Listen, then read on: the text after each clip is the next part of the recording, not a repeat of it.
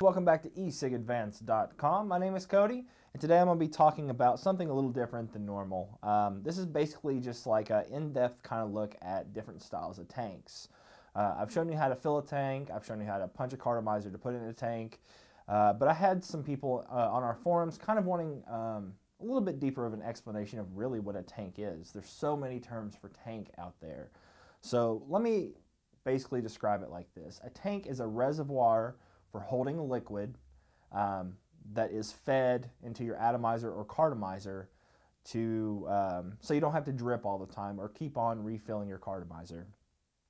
They're great for on the go, so if you have like long drives or you're one of those people who just wants to take one device out and have that with you all day and not have to worry about carrying a bottle of liquid or losing it or anything like that, it's wonderful.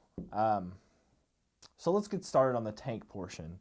A tank can be referred to as like an Ego C or an Ego T style tank. It's basically just a drip tip modded with a little reservoir with a little rubber piece on the bottom that when you press it into its housing, a little spike pierces the rubber and allows the liquid to flow onto the atomizing part. I'm sure if you've seen the video on the Vision Eternity, I showed you how that worked. And these generally have lower quality taste-wise than other styles of tanks, in my opinion. Cartomizers aren't the best flavor, but they can produce pretty decent flavor, and it's a nice medium for someone who likes to drip. So, to get started on different styles of tank, if you wanted to get something pretty cheap just to get started out, you can get something like this.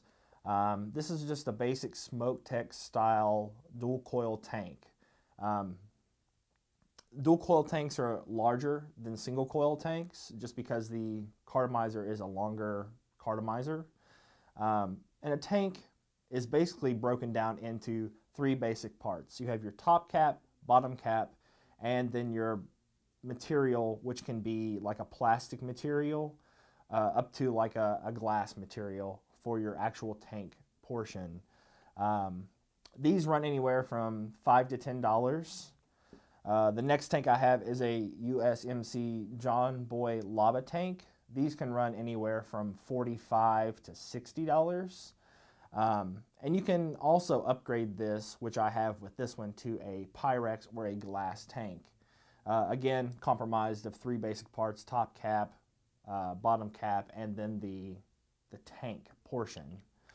And then you can get up into the little bit more expensive style tanks. This is a Kierfanis tank, which is really made to match the ProVary, but it looks really nice on my GGTS.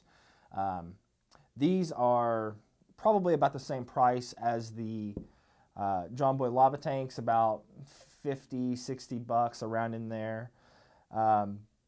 So that's basically how it works. I mean, that's what's comprised of a tank. The way it works is that there are generally holes punched or pre-cut into a cartomizer. And whenever you vape it, the idea is that the liquid will automatically flow back into the cartomizer, causing it to become saturated as you vape. Rarely does that happen, but there are ways to get around that. For instance, if you're vaping,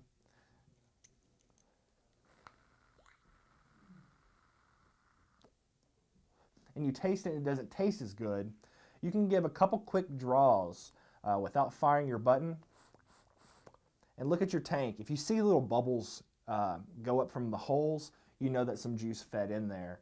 What I generally like to do is look at the cartomizer, and if you can still see some white material on the top part, I generally keep on doing the dry pulls on it so that all of the material is saturated. So if I see white, I'll keep doing it until I see that all of the filler is wicked properly.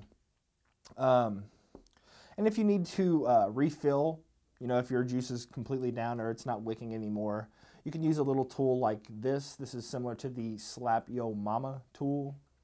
You just pop that on instead of your drip tip, press down your cartomizer, and with the way they are designed, well, if I can get it through, the way they are designed, it allows you to flow liquid just down the center post and fill it up without getting it into your cartomizer or causing too much pressure really inside.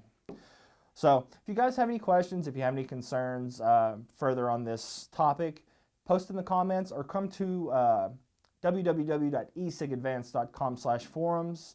I have an idea thread there, so if you have little basic questions that you'd like me to answer about vaping, no matter how small or how complex, I'll do my best to answer them for you.